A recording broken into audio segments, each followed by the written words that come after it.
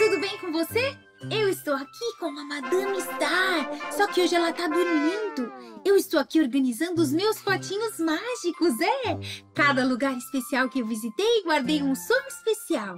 E eu vou colocar alguns sons para você. Será que você consegue imaginar o que é? Feche os olhos e abra sua mente. Dê asas à sua imaginação.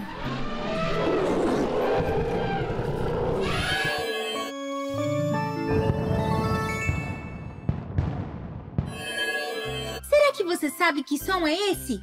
Escuta só! Vamos escutar de novo?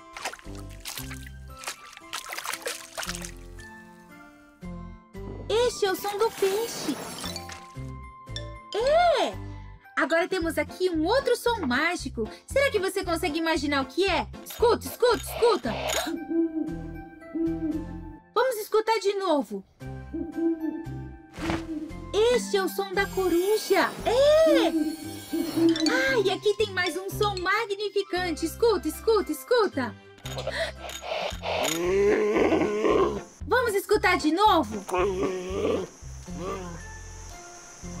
Este é o som do panda. Bom trabalho! Parabéns!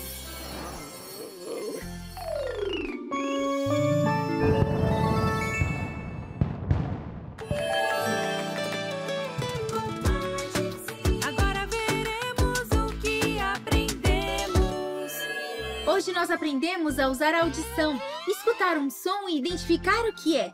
Se você acertou todos, parabéns! Se não, não tem problema. Você está aprendendo coisas novas todos os dias. O importante é sempre estar aberto para aprender. E lembre-se sempre, aonde quer que você vá, leve sempre muita